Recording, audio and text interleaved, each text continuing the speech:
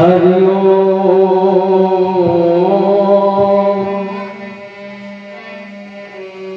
हरि ओम।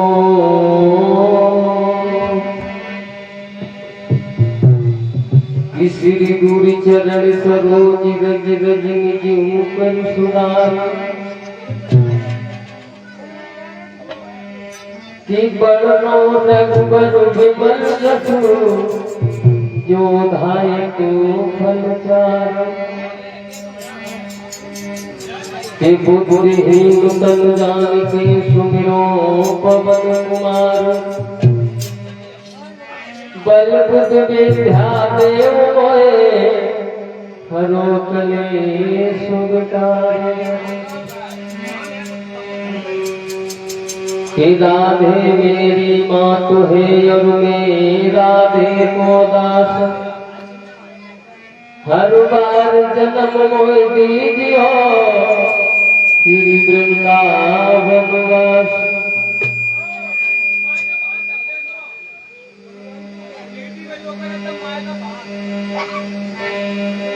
कि संत हमारी आत्मा हमें संत सिरमौर कि संत हमारी आत्मा उन्हें संत सिरमौर सब पूरा दे श्याम है सो अपने अपने छोर। कि गुरुदेव नाम लेना भजन का सर्व मंगल नाम है परम तेज गुरुदेव को मेरा बारंबार प्रणाम है।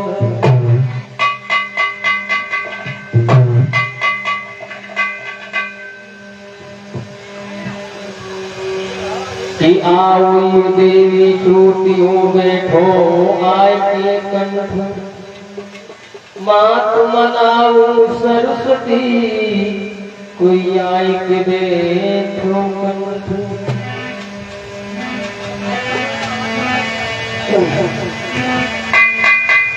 कोई तो स्वाद करने से पहले 2 लाइन का भगवान का संकीर्तन उसके बाद आगे की गाथा।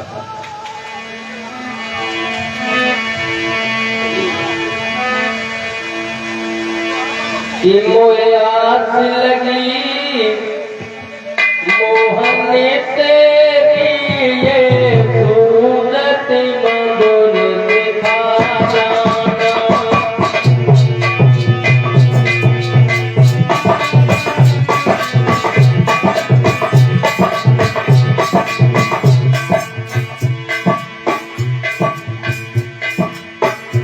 मोहे आस लगी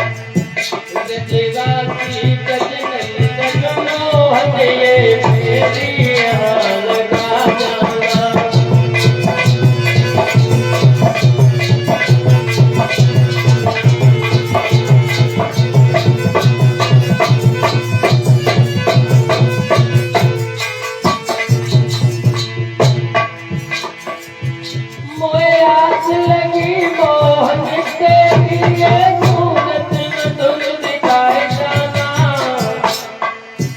ओ वृंदावन के रखवाले इस जग में दिल से आ जाना।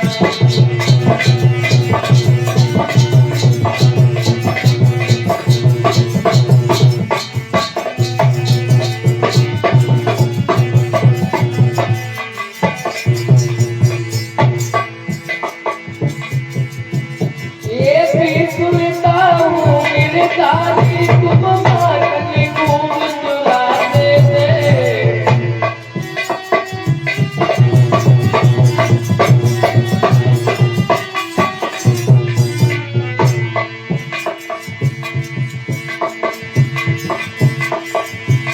ये भी सुनता हूँ मेरे सारी तुम मारनी खूब चुराते थे। ओ लीला करके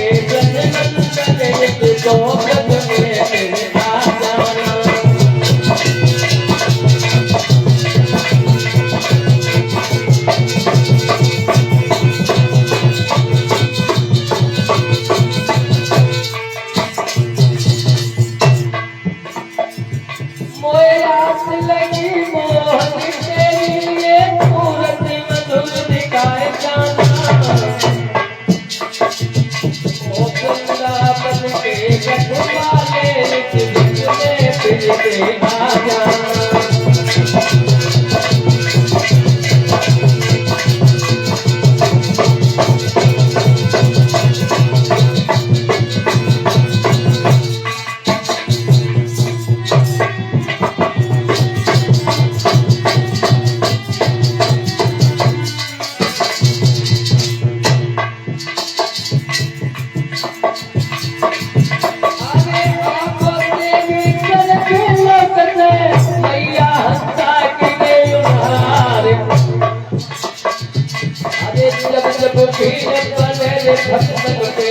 मैया भाई के करो सहारे।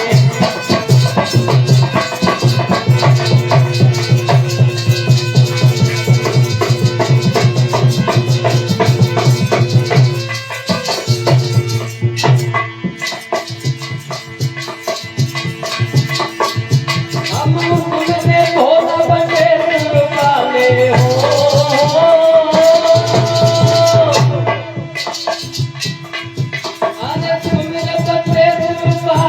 भोला तेरे हजरे से मुर्गी पार। अरे तुमने बिचरिया भागलपुर की उतरने गई समाधि लगा।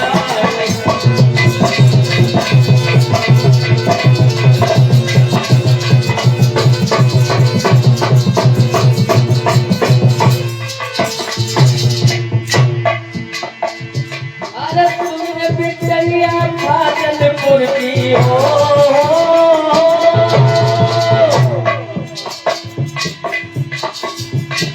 अरे तुमने बिचरिया भागलपुर की ऊपर नई समाधि लगाई।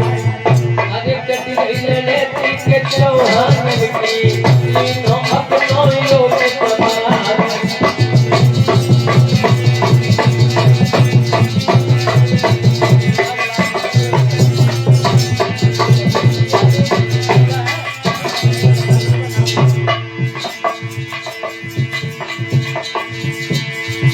अरे तुमने देखैया पेड़ दुबालो।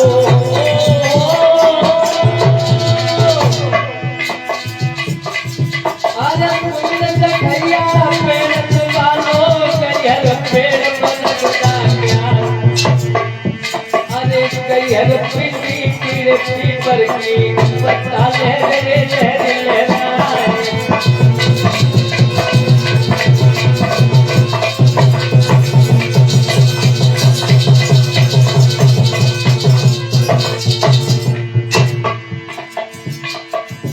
अरे तुमने शीतला में लकुरी की आई सज के रे मैदान।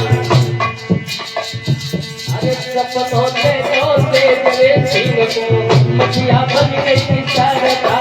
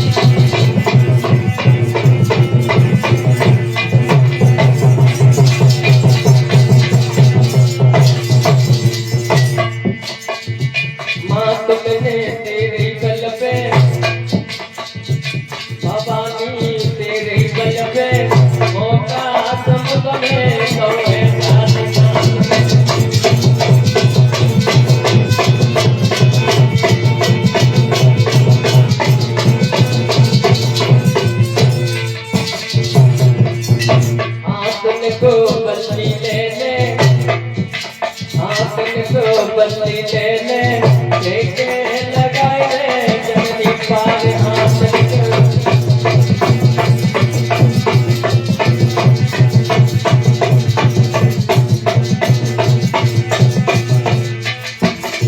बोलिए आदम कंद भगवान की।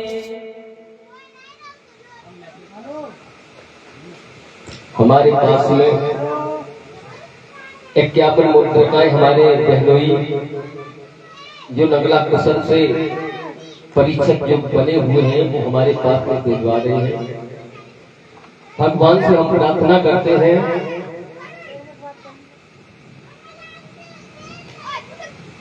हेलो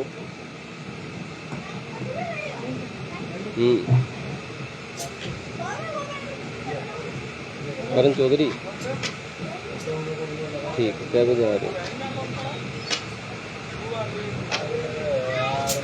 ठीक ओके ठीक।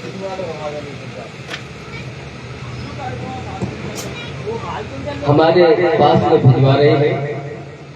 भगवान से मैं प्रार्थना करता हूँ कि हमेशा इनके हाथ कान की तरफ बढ़ते रहे। बोलिए वृंदावन बिहारी लाल की। और एक विशेष सूचना ये है कि आज इस श्रीमद् भागवत सप्ताह प्राणायाम में हमारे तुम्हारे बीच में करण चौधरी जो मैनपुरी के रहने वाले हैं 3:30 बजे वो आ रहे हैं यहाँ पर। और परीक्षक जी आप अपना स्थान ग्रहण कर लें।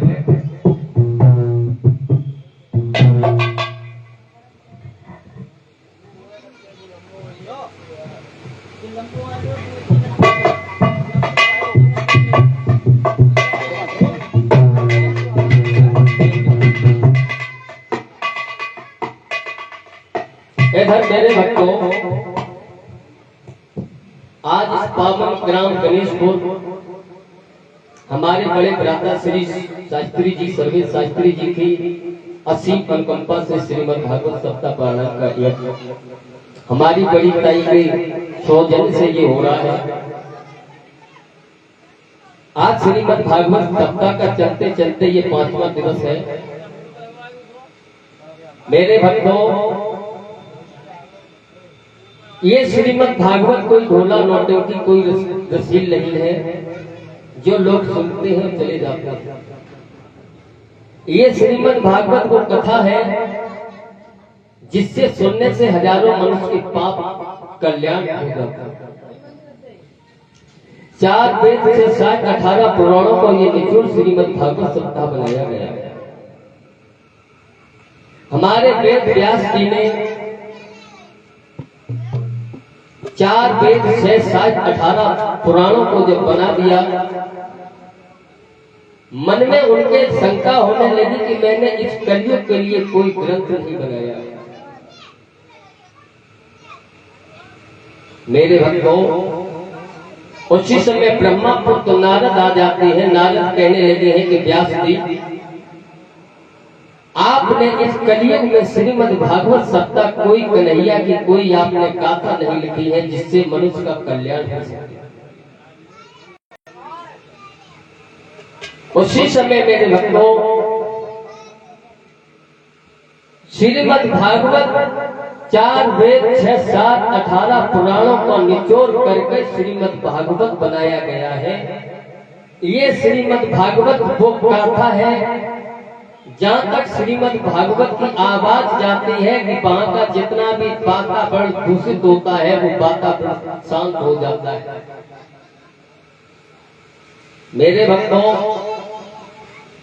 इस कथा से सुनने से हजारों पापियों के मोक्ष की प्राप्ति हो गई। जैसे अजामिल जो था, अजामिल ने कथा सुनी थी, अजामिल का उद्धार हो गया। पहले दिन में ज्ञान और वैराग्य की जो गाथा गाई जाती है, हरिहर सोनकाद ऋषि ने हरिहर गंगा के किनारे जब ज्ञान और वैराग्य को कथा सुनाई थी, उस कथा को सुनने से जब ज्ञान वैराग्य को पुनः जब जवानी प्राप्त हो जाती है, वो गाथा एक ऐसी गाथा है जिस कथा को सुनने से हजारों मनुष्य के पाप मोक्ष हो जाते हैं। मेरे भक्तों, यही कथा धुंधकारी के भैया गौकर्ण ने जब धुंधकारी को हरिहर क्षेत्र में सुनाई थी, एक दिन की गाथा जब सुनने से एक गांठ टूट जाती है, 7 दिन की गाथा सुनने से जब 7 गांठ टूट जाती है, तो धुंधकारी के लिए विमान आया। तो जो कथा सुनने वाले थे वो कहने लगे, तो ये बताइए गौकर्ण जी कि आपके भाई के लिए विमान क्यों आया, मेरे लोगों के लिए विमान नहीं आया? कथा तो हमने भी सुनी है। उसी समय गौकर्ण कहने लगा कि आपने जो कथा सुनी है वो कथा मन लगा के नहीं सुनी है। यदि आप लोग कथा मन लगा के सुनते तो आपका अवश्य कल्याण हो जाता। मैं ये दावे के साथ में कह रहा हूं कि श्रीमद् भागवत कथा को एक मन लगा के कथा कोई सुन सकता है। मन बड़ा ये चंचल स्वभाव का होता है मेरे माताओं बहनों। मन एक कहीं जाता है तो उसे जाने दो। आप अपने कर्म से कर्तव्य करते रहो। तो आप जब मन लगा के कथा को सुनोगे तो आपका पूर्ण कल्याण होगा।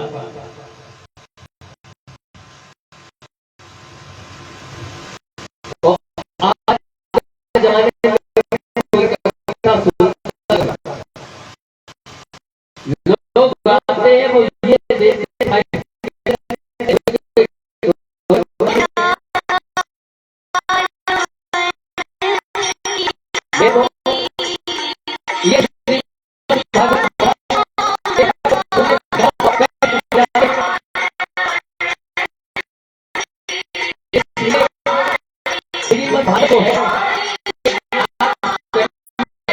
ये जो श्रीमद् भागवत इस काल कलयुग के लिए जो है, ये जो गाथा है, ये आज इस काल कलयुग के लिए उद्धार करने के लिए है।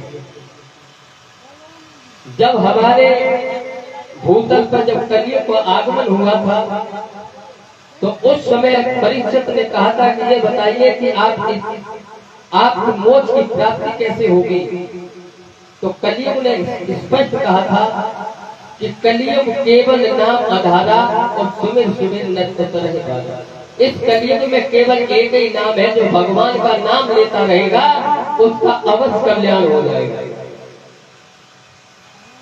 मेरे भक्तों, इस कथा श्रीमद् भागवत जो कथा है, ये कथा नहीं, ये कलयुग के लिए अमृत वाणी है। मेरे भक्तों, कहा गया, किसी कबीर ने लिखा है कि कलयुग केवल और नाम आधारा और सुमिर सुमिर नर उतरे पारा।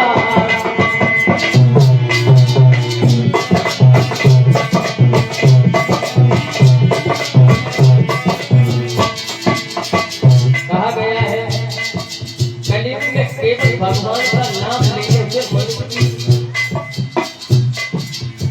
प्राप्ति हो जाती है, भगवान को प्राप्त हो जाता है।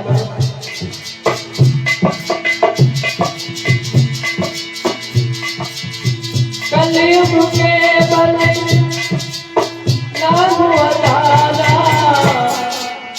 सुमिर सुमिर नर उतरे पारा।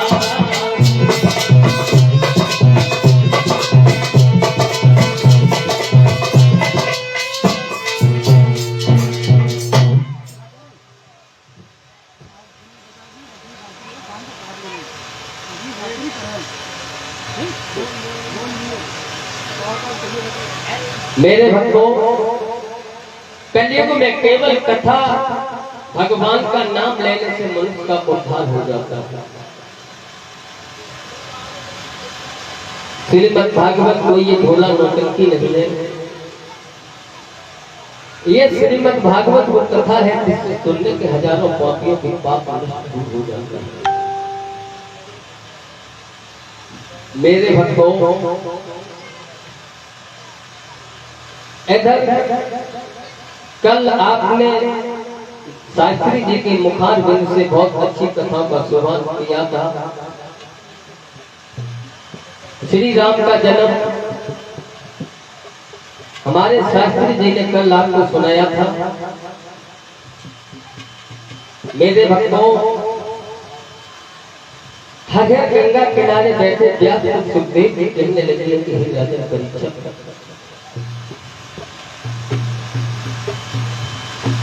आज हमको आप चंद्रवंश की कथा को श्रवण करा दीजिए। व्यास सुखदेव जी कहने लगे कि हे राजन परीक्षित,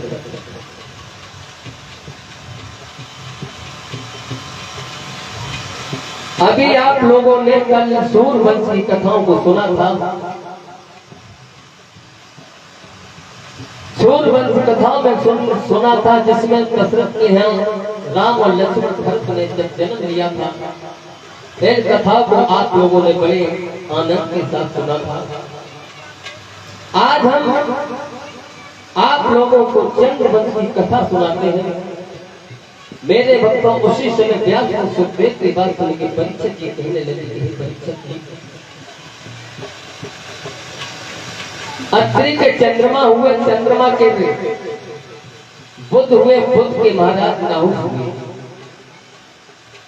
और जो राजा नाहुस थे ये यादवों के बहुत बड़े श्रेष्ठ राजा थे माने जाते हैं। और महाराज नाहुस जो थे इन्होंने सोमा यश में कर लिया था। मेरे भक्तों, जो सोमा यश में यज्ञ कर लेता है वो इंद्रासन का अधिकारी हो जाता है। जो सोमा यश में यज्ञ कर लेता है वो इंद्र का अधिकारी हो जाता है। और इधर महाराज जो नाव से उन्होंने सोमा यश में यज्ञ कर लिया। तो महाराज जो नाव से वो अब इंद्र बन गए, और पुराने वाले जो इंद्र थे वो अपने घर पर रहने लगे।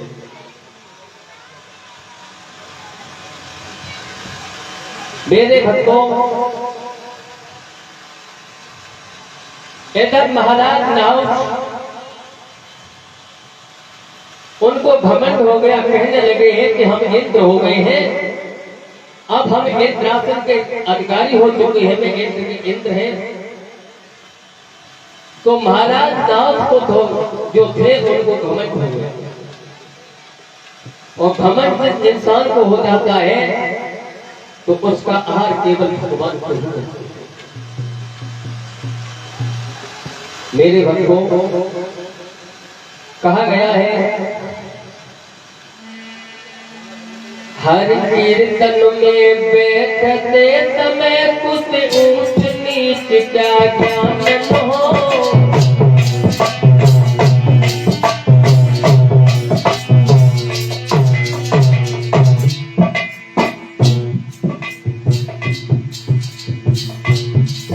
हर कीर्तन में बैठते समय कुछ ऊंच नीच क्या ज्ञान हो। अपने बल का, अपने बल का, अपने धन का अभिमान हो।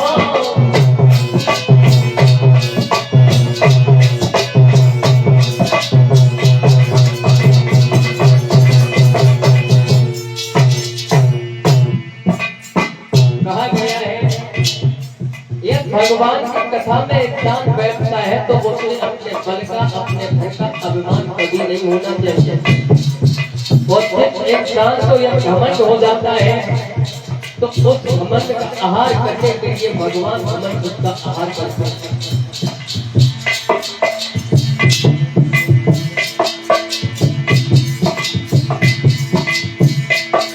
अपने बल का, अपने धन का उनको लगे अभिमान न हो। हर कीर्तन में बैठते समय हर ऊंच नीच का ज्ञान न हो।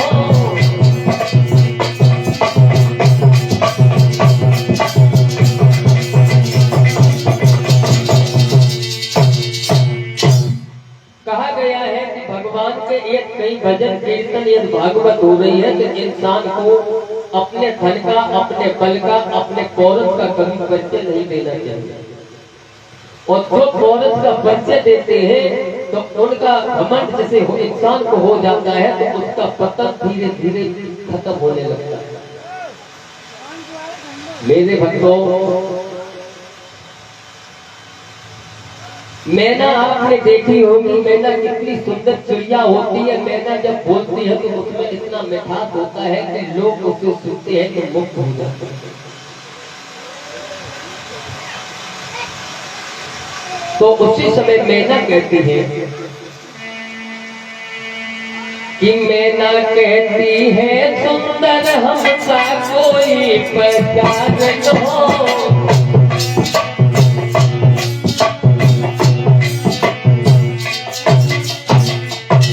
मैना इतनी सुंदर पक्षी है, जब वो कहती है, जब सुनती है, जब आवाज देती है तो उसकी आवाज सुन के सभी लोग मुक्त और मोहित हो जाते हैं। जब मैंने करती है वो गले थोड़ी फिर पाती है। बकरी जब मैंने करती है तब गले थोड़ी फिर पाती है।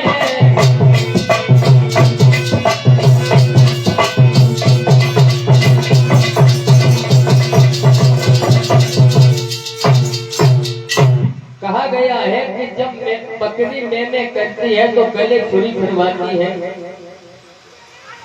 और मैना इतना सुंदर पक्षी होता है, वो मैना जब बोलती है तो उसकी आवाज सुनते हैं लोग तो मुक्त हो जाते हैं। मेरे भक्तों, इसलिए किसी इंसान को घमंड नहीं करना चाहिए, न घमंड की बात करनी चाहिए। और जो लोग घमंड करते हैं तो उसका पतन भगवान अवश्य करेंगे।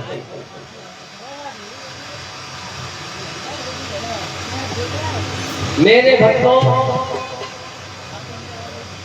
हर हर गंगा के किनारे व्यास को सुखदेव जी कहने लगे कि हे राजन परीक्षित,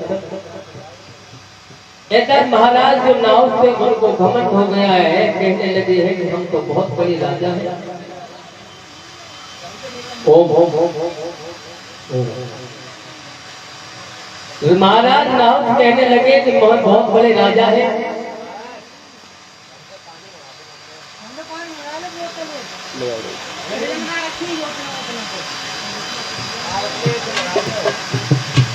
एक बोतल पानी ले आइए ठंडी, फ्रिज में ना रखिए बोतल में।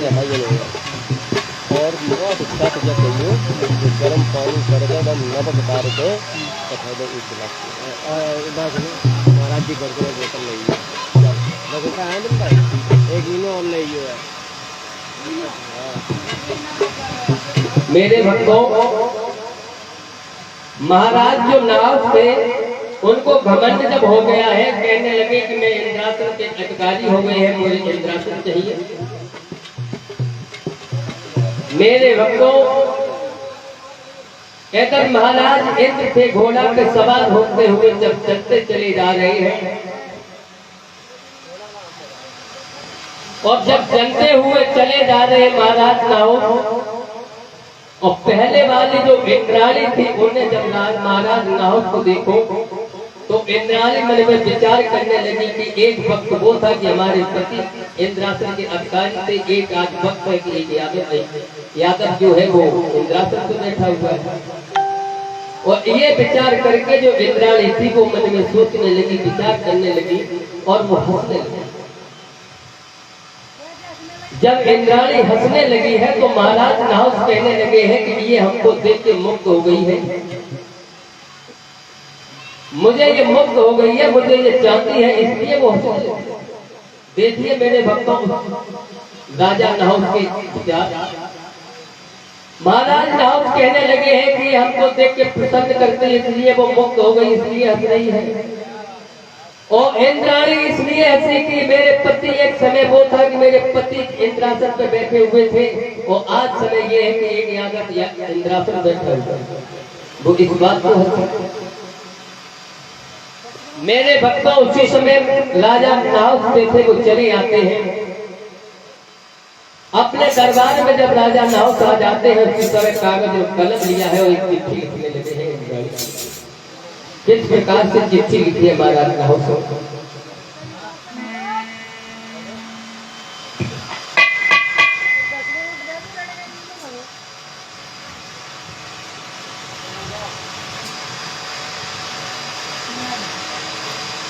उसी समय मेरे भक्तों का गया है,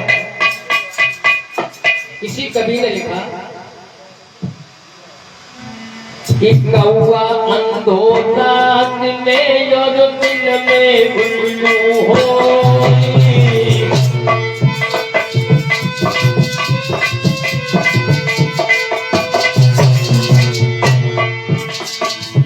कवि कहता है अरे कौआ अंधो रात में और दिन में उल्लू हो, अरे काफी अंधो रात दिन जग गोद गई सबको,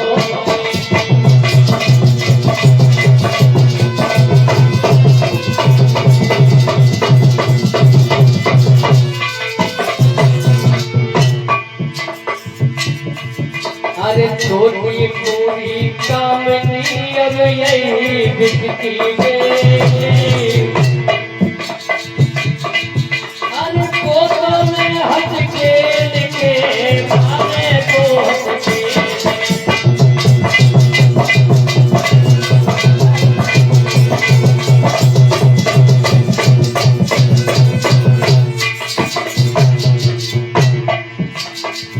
अरे कई जवानी अब नहीं है, अरे पागल मोरे बने रखा, अरे प्याओ बुढ़ापे में मत करियो गुस्सा हो जाएगा तेरे सोमा,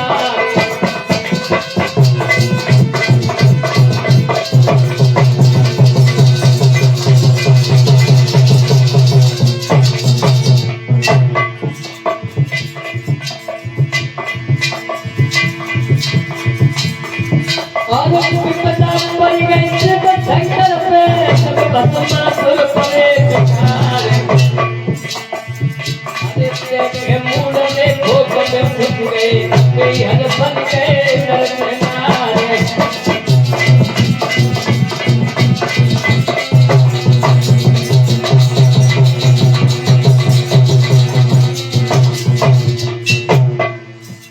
उसी समय मेरे भक्तों महाराज जो नाव से वो हंसने लगे, कहने लगे हैं कि ये हमको देख के फुर्सत हो गई है, हमको मुक्त हो गई है। इधर महाराज जो नाव से घोड़ा पर सवार होते हुए दरबार की ओर चले आते हैं, पूरी रात हो जाती है, महाराज नाव से वो सोचने लगे हैं कि अब मुझे क्या करना चाहिए। मन में सोचते हैं और सोचते हैं, विचारते हैं, पूरी रात बिगड़ नींद जब नहीं आती है महाराज नाव को, तो कुछ ही समय मेरे भक्तों कि दिन में परे चैन रात को नींद न आती है,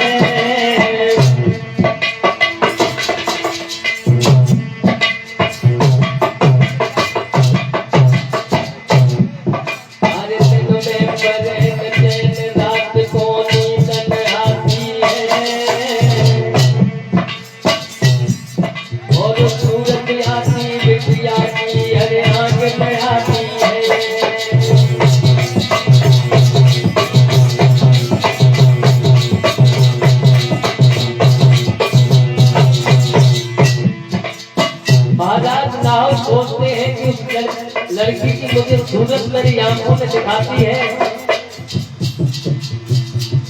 और दिन में परे चैन रात को नींद न आती है, और सूरत देखे बिटिया की आंखों में खाती है।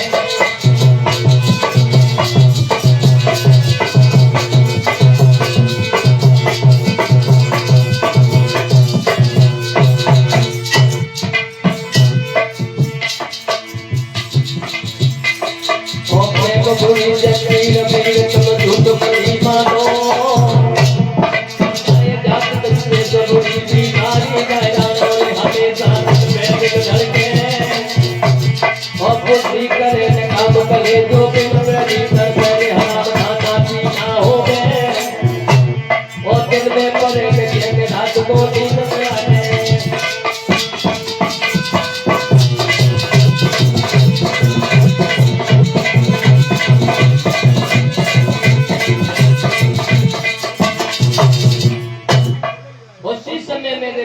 जो महाराज जो नाव थे, महाराज नाव विचार करते हैं कि जिस दिन से हमने इंद्राणी को देखा है तो इंद्राणी मुक्त हो गई है। मेरे भक्तों, उसी समय महाराज जो नाव से वो पत्र लिखने लगे। पत्र में लिख दिया, खुले शब्दों में महाराज नाव ने लिख दिया है कि हम आपको प्रसन्न हैं, हम आपको चाहते हैं और हमारे साथ में आप सहवास करो। पत्र को बंद करके महाराज नाव ने जब भेजा है तो इंद्राणी के पास में जब पत्र को पढ़ा है इंद्राणी ने, इंद्राणी कहने लगी कि बारे नहीं, तेरी बुद्धि खराब हो गई, तेरी जो बुद्धि है वो भ्रष्ट हो चुकी है, तेरी जो बुद्धि है वो भ्रष्ट हो चुकी है। और मेरे भक्तों, ये बात सच है, इंसान जब बुरे कर्म में फंस जाता है तो उसकी जो बुद्धि होती है वो भ्रष्ट हो जाती है। मेरे भक्तों, इधर महाराज नाव के पत्र जब पढ़ के इंद्राणी ने जब पत्र लिखने लगी और सब खुले शब्दों में पत्र लिखा है, तो किस प्रकार से इंद्राणी पत्र को लिख रही है।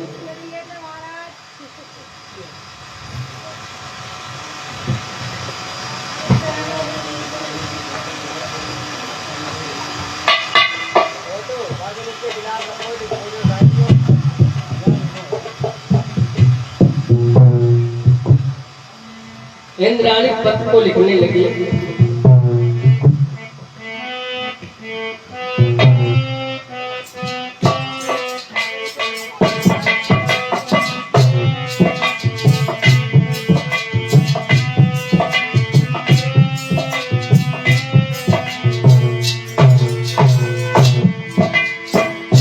पत्र को लिखने लगी है इंद्राणी।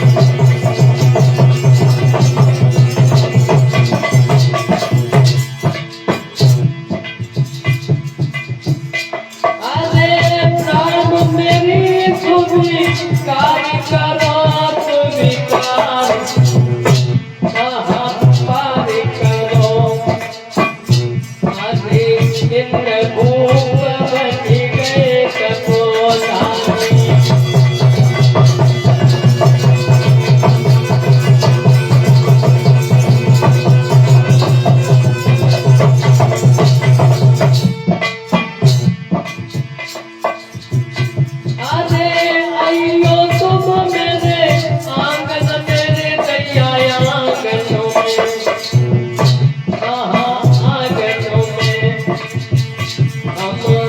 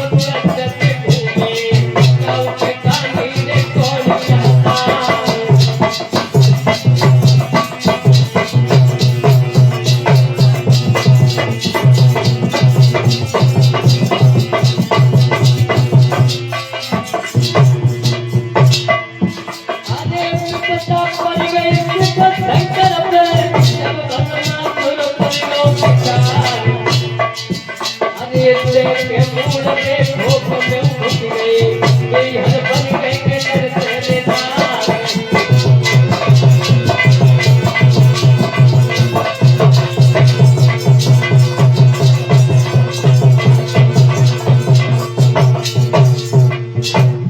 मेरे भक्तों, इधर हमारे पास में हमारे बड़े भैया जो एक पति का विभाग संभाले हुए हैं, 20 मुद्राओं को हमको सम्मान दिया है। ऐसे महान मूर्तियों का मुझे आशीर्वाद केवल चाहिए। भगवान से हम प्रार्थना करते हैं कि धर्म के लिए हमेशा आप लोगों को ध्यान करते रहे। यही मेरी भगवान से आकांक्षा और प्रार्थना है।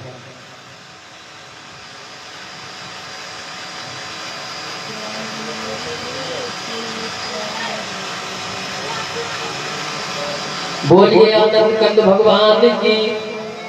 हमारी परीक्षा जी अपना आसन ग्रहण कर गए। इधर महाराज नहुष के लिए जब इंद्राणी ने पत्र को लिख दिया है और खुले शब्दों में लिख दिया है कि यदि हमको आप सेवा करना चाहते हो तो ब्राह्मणों द्वारा जो पलंग है वो पलंग आप बनवा के लाएं और उसमें ब्राह्मण कहार लगा के आए।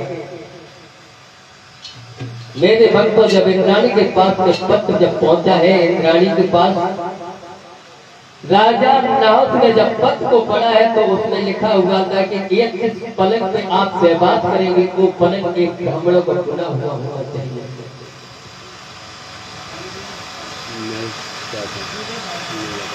इसी बीच में हमारे महेश चाचा जी ने बंगला कट्टी के रहने वाले हैं, 51 रुपयों से मुझे सम्मानित किया है। हमारे चाचा जी जब मुझे आशीर्वाद की कामना करते हैं, मैं भगवान से प्रार्थना करते हैं कि भगवान ऐसे महान मूर्तियों को हमेशा दान के हाथ बढ़ाते रहे, इनके भंडार भरते रहे। मेरी भगवान से यही प्रार्थना, यही आकांक्षा है। मेरे भक्तों, उसी समय महाराज नहुष के लिए जब पत्र भेजा गया, उस पत्र में लिखा हुआ था जिस पलंग पे आप हमसे सहवास करोगे वो पलंग ब्राह्मणों का बुना होना चाहिए, और जो पलकी में आप बैठ के आओगे उस पलकी में ब्राह्मण कहाँ लगते हैं। उसी समय महाराज जो नाव थे उन्होंने आदेश कर दिया, ब्राह्मणों को बुलाया, पलका को बुलवा लिया और पलकी जब सजाने लगे हैं उसी समय मेरे भक्तों धीरे धीरे धीरे धीरे धीरे धीरे महाराज कि धीरे धीरे समय बीत गयो भाई।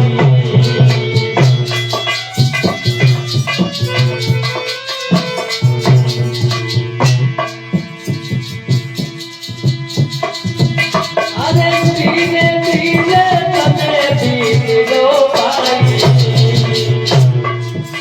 अरे राजा होगा मुझे कैया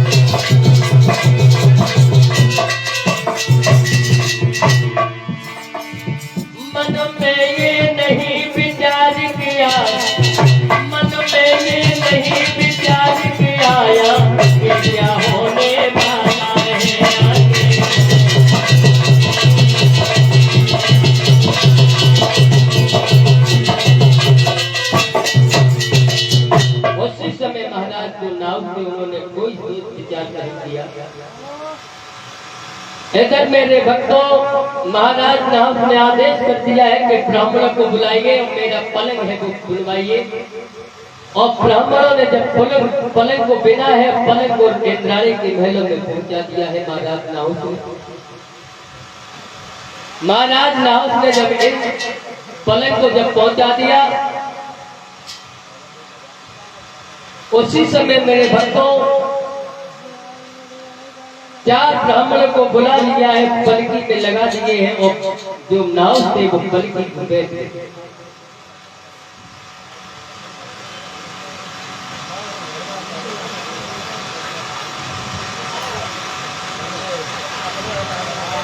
महाराज नाहत जब पलकी में बैठ जाते हैं, राजा नाहत को इतनी खबर नहीं, होश नहीं शरीर का था, वो क्या कह रहे थे, क्या मुश्किल निकल रहा था उनको। वो कह रहे थे कि जन्नी जन्नी चलो, जन्नी चलो। उसी समय उनके मुंह से निकलने लगा सर्प सर्प सर्प।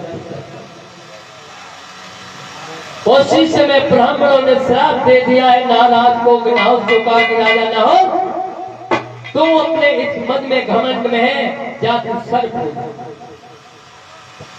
मेरे भक्तों उसी समय महाराज जो नाहत थे वो सर्प अजगर। पलकी में जब महाराज नाव से वो अजगर हो जाते हैं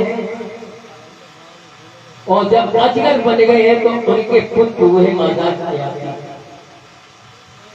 जो याती थे बड़े आदर्श राजा थे, बड़े शीलवान, बड़े कुर्बान, बड़े धनवान राजा। मेरे भक्तों महाराज जो याती हैं बड़े अच्छे राजा है, शीलवान है, कुर्बान है। इधर महाराज याती जो है बड़े अच्छे धर्मात्मा राजा हुए हैं, जो प्रजा को पुत्र के समान, प्रजा को राज देने वाले।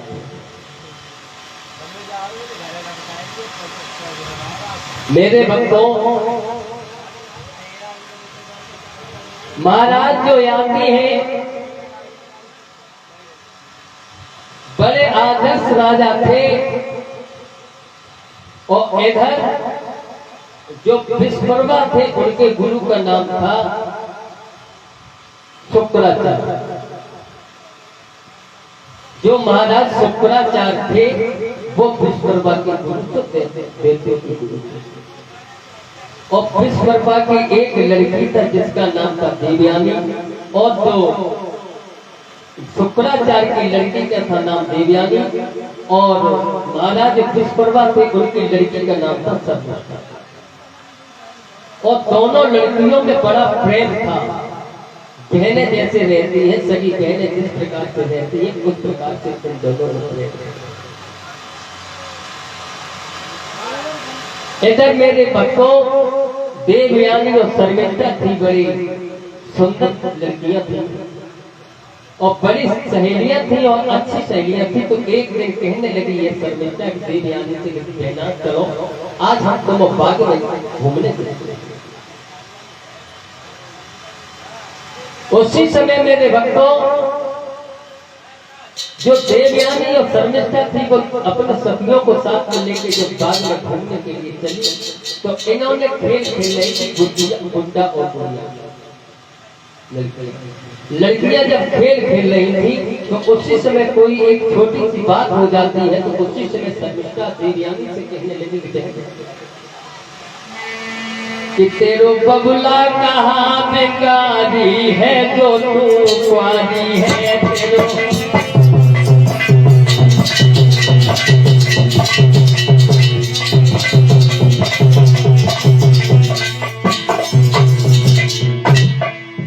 तेरो बाबुल कहाँ बेकारी है कुइया कुआरी है। तेरो बबुला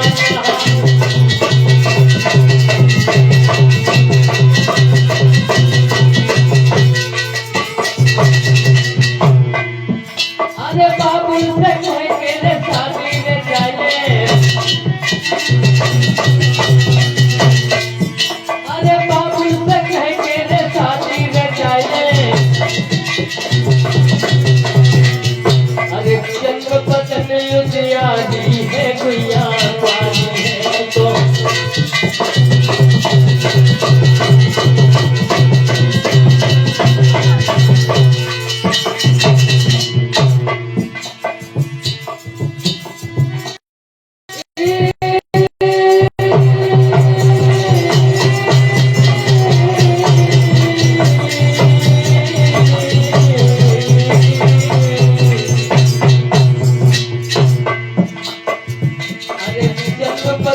उजियारी है कोई आसवारी है तेरो बाबुल कहा।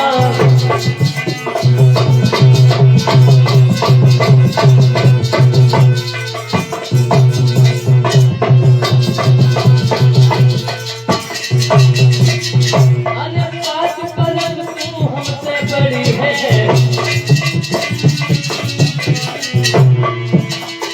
फिर भी नर में को साल तू खड़ी है। अरे यस पसंद मुझे आती है मैया वाली है तेरो बाबुल कहा।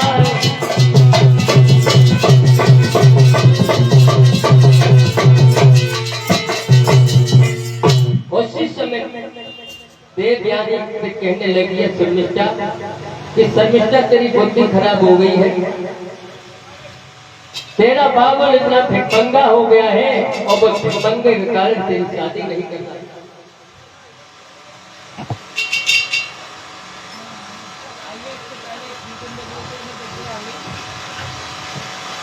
एक भगवान को छोटू सी कीर्तन, उसके बाद आगे आप हम कथा सुनें।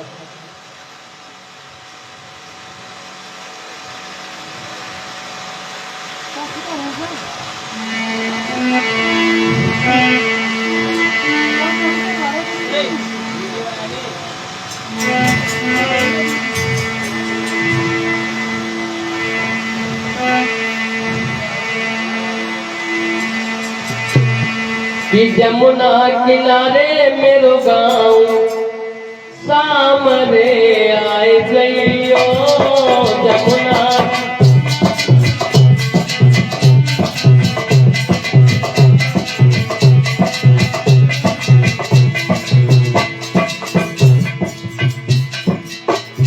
अरे जमुना किनारे मेरो गाँव सामने आए गइयो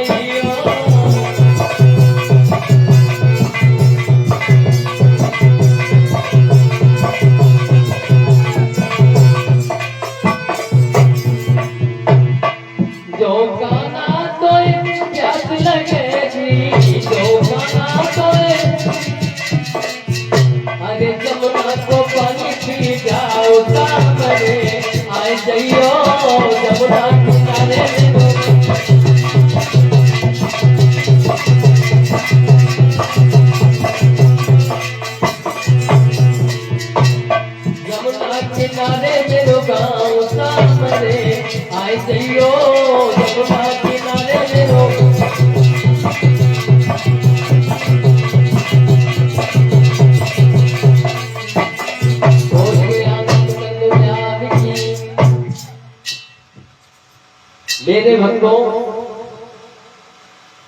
इधर जब आपस में लड़कियां, जब दोनों शर्मिष्ठा देवयानी जब लड़ने लगे,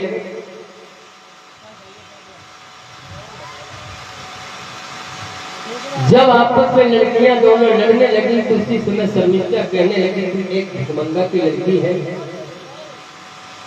तेरा बाबू इतना भिखमंगा हो गया है कि अभी तक उसने तेरी शादी नहीं करा पाई। सभी सहेलियों ने जब झगड़ा को शांत करा दिया, सभी सहेलियां जब घर में लौट के आ जाती हैं,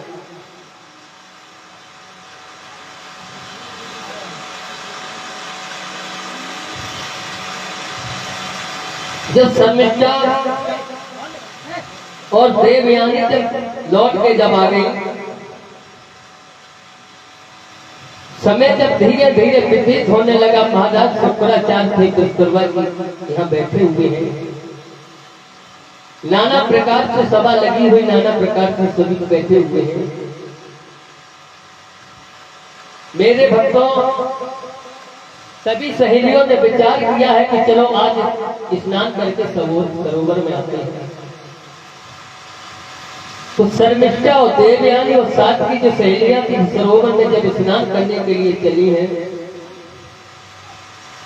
अपने सभी लड़कियों ने अपने वस्त्र को जब उतार के जब रख दिए और स्नान करने के लिए सरोवर में जब पहुंची, सभी लड़कियां स्नान कर रही थी सरोवर में। उसी समय ब्रह्मा पुत्र नारद गुनगुनाते हुए चले आए और जो लड़कियों के कान में आवाज पड़ी तो लड़कियां पानी से निकल के भागी। धोखे से शर्मिष्ठा के जो कपड़ा थे वो देवयानी ने पहन लिया और देवयानी का कपड़ा था शर्मिष्ठा ने। मेरे भक्तों उसी समय शर्मिष्ठा ने देवयानी के गाल में तार से तमाचा दिया कि होती भिखमंगे की लड़की, तेरी हिम्मत कैसे हो गई जो तूने हमारे कपड़े पहन लिए। मेरे भक्तों और इधर आपस में जब झगड़ा हो गया तो शर्मिष्ठा ने क्या किया, देवयानी को अंधे कुआं में धक्का मार के चली गई। देवयानी को जब धक्का देके कुआं में गिरा के जब चली आती है शर्मिष्ठा अपने घर के लिए, मगर ये बात उसने किसी को नहीं बताई, ना ही उसने अपनी माँ को बताई और ना अपने पिताजी को बताई कि ऐसे ऐसे मेरा आपस में झगड़ा हो गया है और हम देवयानी को कुइया में डाल के चले जाएंगे। और इधर पूरी रात हो गई, देवयानी उस कुइया में गिर गई थी और सिसक रही थी, रो रही थी, कहने लगी कोई मुझे निकाल लो, यदि हमारी आवाज यदि पहुंचती है तो मुझे कुइया से निकाल लो। इधर क्या हुआ कि महाराज यात्री थे वो शिकार खेलने के लिए घोड़ा पे सवार होते हुए आ गए।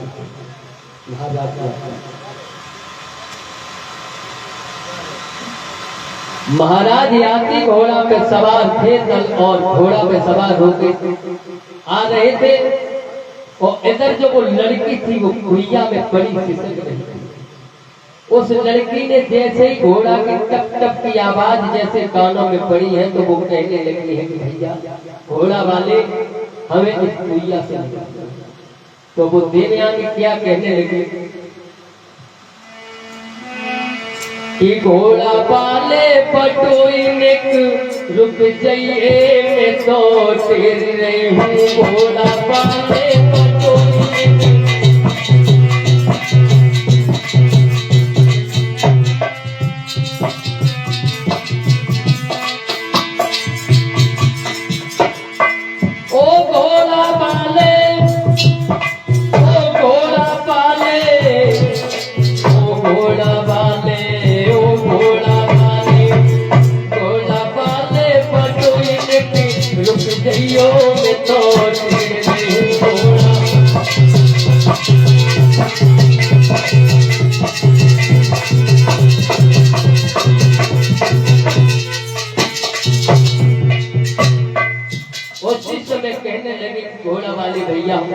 से निकाल लो।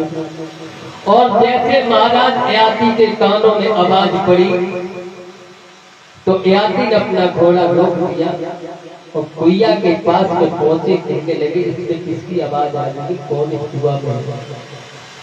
देवयानी कहने लगी यार तो करो पहले हमें बाहर से निकाल लो ताकि बात हम बताइए। महाराज याती ने देवयानी को कुइया से बाहर निकाला और पूछने लगे याती कहने लगे कि ये बताओ आपके पिता का नाम क्या है और आपका नाम क्या है, कहाँ की रहने वाली हो और आपको कुइया में कैसे निकाल दिया। उसी समय मेरे भक्तों देवयानी कहने लगी हमारे पिताजी का नाम शुक्राचार्य है और हम विश्वकर्मा की राजधानी में रहते हैं, हमारा नाम देवयानी है। और जो विश्वकर्मा का जैसे ही शुक्राचार्य का नाम महाराज याती ने सुना, करने लगे अरे आप महाराज शुक्राचार्य की पुत्री हो। तो शुक्राचार्य से हमारी नमस्कार कह देना कि हमको महाराज याती ने नमस्कार किया। देवयानी कहने लगी जब बताओ कि आप घर पे नहीं चलोगे। याती कहने लगे ना बाबा ना, आपके पिताजी हैं बड़े तामसी हैं, उनको गुस्सा बहुत ज्यादा आ जाता है। हम आपके घर पे गए थे तो उन्होंने कुछ कह दिया तो हमको श्राप दे देंगे, हम आपके घर पे नहीं गए। मेरे भक्तों, नाना प्रकार से देवयानी समझाती है महाराज याति को।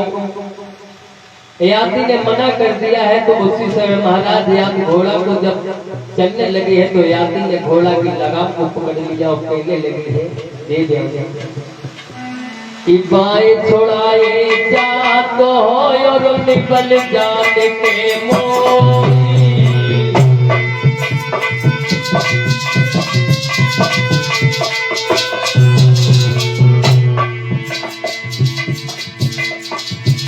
देवयानी कहने लगी है कि महाराज अरे बाएं छोड़ाए जात हो और निकल जाने के मोही। अरे दिल से जब कर जाओगी तो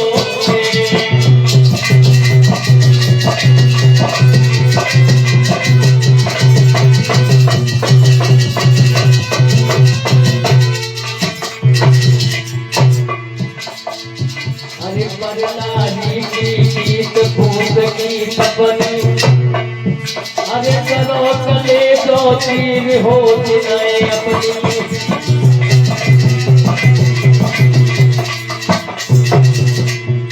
अरे जैसे रंग कुसंग की चादर वैसे रंग पलाई चिड़िया को। अरे हाल में हथ बोल कहे यो हाल में कर दे तुम तड़ाको।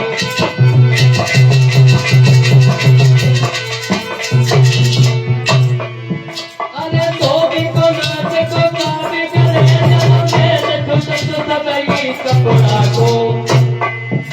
अरे ओधन प्यास बुझा कर बेटा नीर भरो अपने घरा को।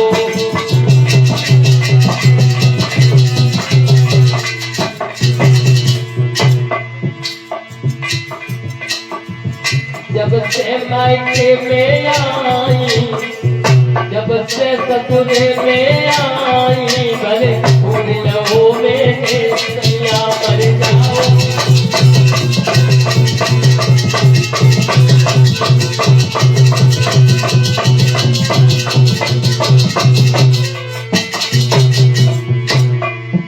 अरे नारी प्रेम सब ही लो माने।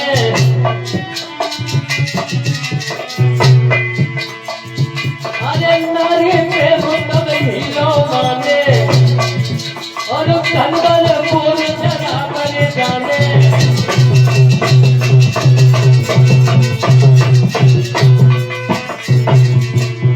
अरे पल पल की हुई जात प्रेम घट जात नारी को भाई।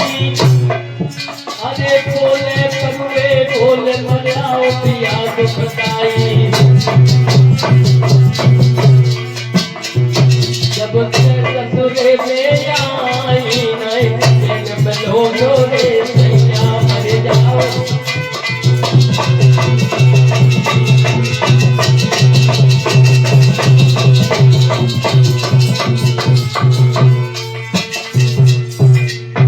उसी समय मेरे भक्तों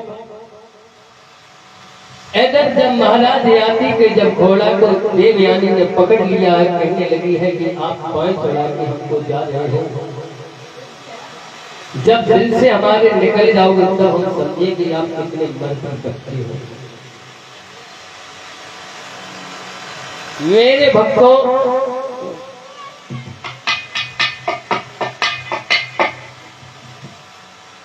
इधर महाराज जो याति थे जब विवश हो जाते हैं और जब विवश हो गए हैं तो उसी समय देवयानी के साथ चलने लगे। आगे आगे घोड़ा जा रहा है और आगे आगे देवयानी जा गई है और महाराज याति पीछे घोड़ा को लेके हुए जा रहे हैं। जब दरवाजे पे पहुंचे हैं, शुक्राचार्य के दरवाजे पे पहुंचे हैं देवयानी, अंदर जब पहुंची है तो कहने लगी है शुक्राचार्य बेटी ये कौन है, कहां से है। उसी समय कहने लगे हैं ये महाराज याति हैं, इन्होंने हमारी जान बचाई है, कुआं में हमको निकाला है। मेरे भक्तों कहने लगी है देवयानी, कहने लगी कि पिताजी हमको कुआं में शर्मिष्ठा डाल के चली आई थी और हमको इन्होंने कुआं से निकाला है। उसी समय महाराज शुक्राचार्य ने याति को बड़े आदर के सम्मान के साथ बैठा, कहने लगे कुंवर साहब आपका बहुत बड़ा एहसान है जो आपने हमारी बेटी की जान को बचाया। मेरे भक्तों इधर महाराज याति थे, वो अनुमति लेके अपने शासन के लिए चले जाते हैं और देवयानी और शुक्राचार्य को जब पूरी वाक्या बताया है कि ऐसे ऐसे कपड़ों को पीछे झगड़ा हो गया था और हमारा शर्मिष्ठा ने हमारे गाल पर तमाचा दिया और कहने लगी मंगे की लड़की है तू हमारे यहाँ रहती है। तो उसी समय शुक्राचार्य कहने लगे बेटी चिंता मत करो, हम इस अपमान का बदला हम विश्वकर्मा से जरूर लेंगे। उसी समय मेरे भक्तों महाराज शुक्राचार्य थे विश्वकर्मा की जब कचहरी के लिए चलने लगे हैं, दरबार लगा हुआ है और जब अपने गुरु को आते हुए देखा है तो उसी समय विश्वकर्मा खड़ा हो जाता है और हाथ जोड़ के कहने लगा प्रभु आइए, नवो नवो गुरुदेव जी कौशल पुत्र गणेश, गुरुदेव आपका स्वागत है, आइए भगवान कैसे आ गया। उसी समय विश्वकर्मा कहने लगे कि आओ बैठो आसन पर, क्या इच्छा नाथ तुम्हारी, और क्या चाहते धन श्याम करूं, क्या सेवा करूं तुम्हारी।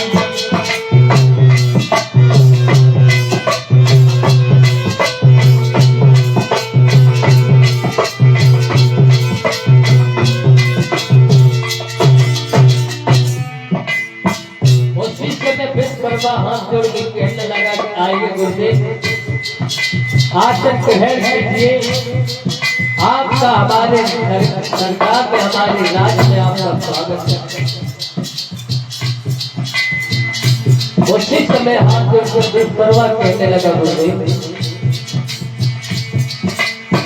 आओ बैठो आसन पे, क्या इच्छा नाथ तुम्हारी, क्या जाने धन काम करो, क्या सेवा करो तुम्हारी।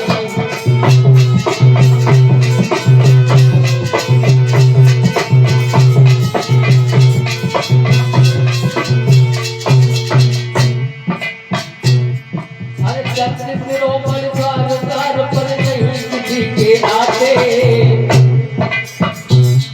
और सत्य सिरोमणि द्वार पर नहीं किसी के आते, होती है तुम घड़ी संत के दर्द वही हो जाते।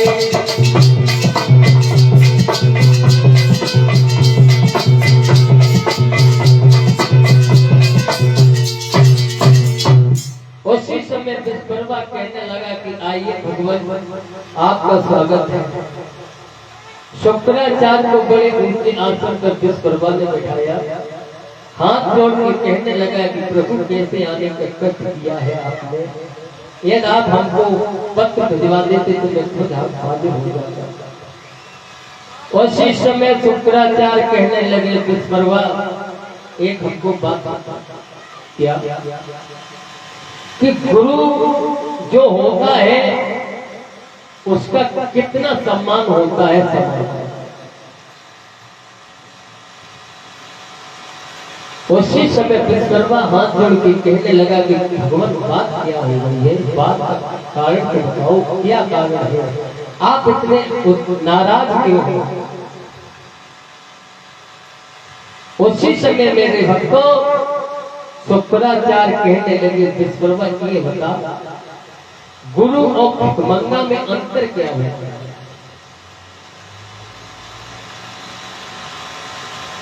शुक्राचार्य विश्वकर्मा से कहने लगे हैं कि हे राजा ये बता कि गुरु और भिखमंगा में अंतर कितना होता है। इसका जवाब हमको दो।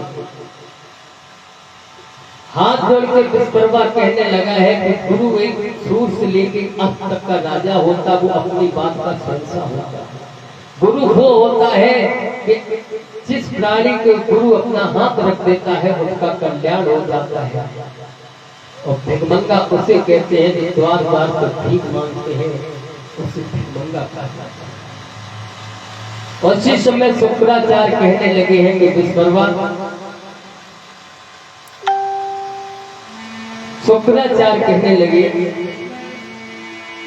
विश्वकर्मा तेरी बिटिया ने भिखमंगा हमें बताओ है, तेरी बेटी मेरी बेटी को कुइया में डाल के आओ है।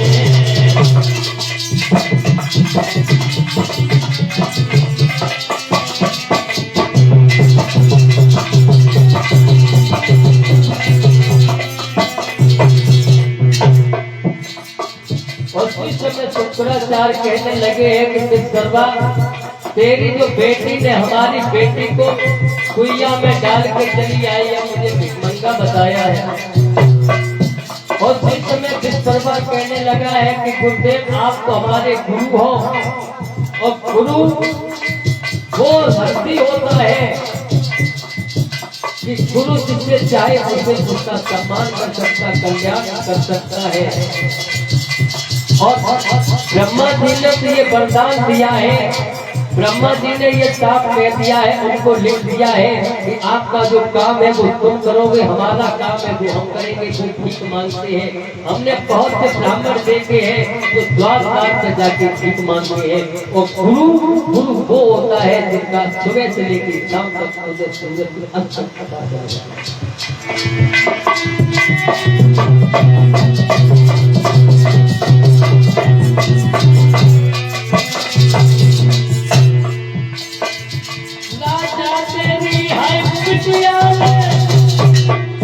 भिखमंगा हमें बताओ है, अरे तेरी बिटिया मेरी बिटिया को कुइया डाल के आओ है।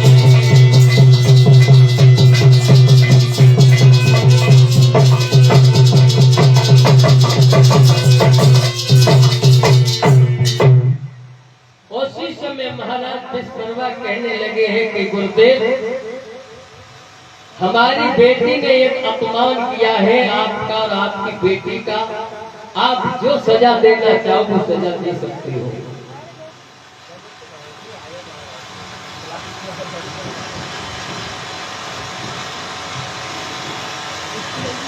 उसी समय मेरे भक्तों शुक्राचार्य अब तो शासन छोड़ दिया और कहने लगे हैं कि हमें तेरे शासन में अब रहना नहीं है, अब हमको तेरे शासन से दूर जाना है। उसी समय मेरे भक्तों विश्वकर्मा महाराज शुक्राचार्य को समझाता है, कहने लगा कि भगवान गुरु जो होता है ये शिष्य पर ये कोई गलती हो जाती है तो गुरु का कर्तव्य होता है शिष्य को क्षमा कर देना। और आप कहते हो भिखमंगा, तो ये तो ब्रह्मा जी ने वरदान दिया है, जो गुरु होता है वो सूर्य उदय से लेके जब तक छिप नहीं जाता है वो अपनी बात का शहंशाह होता है। और जो भिखमंगा उसे कहते हैं जिसको ब्रह्मा जी ने लिख दिया है कि आप मांग के अपनी गुजारा करोगे। नाना प्रकार से विश्वकर्मा विनती करता है अपने गुरु जी की, मगर गुरु जी इतने नाराज हो जाते हैं कि नहीं मानते हैं। वो कहते हैं कि हम तो जाएंगे, हम तेरे शासन में रहना नहीं चाहते। क्यों नहीं रहना चाहते हैं कि जहाँ गुरु का सम्मान हो, जिस घर में गुरु का अपमान होता हो तो वहां पे गुरु को टिकना नहीं चाहिए। ये गुरु समझदार है तो गुरु चला जाएगा। मेरे भक्तों ऐसे महाराज जो थे विश्वकर्मा नाना प्रकार से समझाते हैं, कहने लगे कि महाराज ये बताओ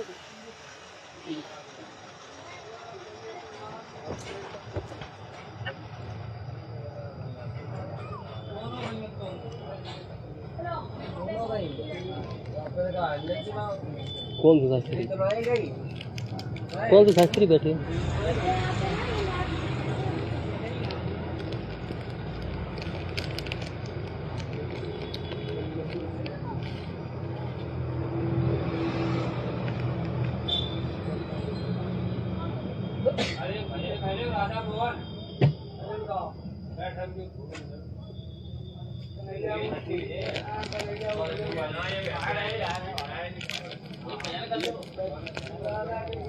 आराम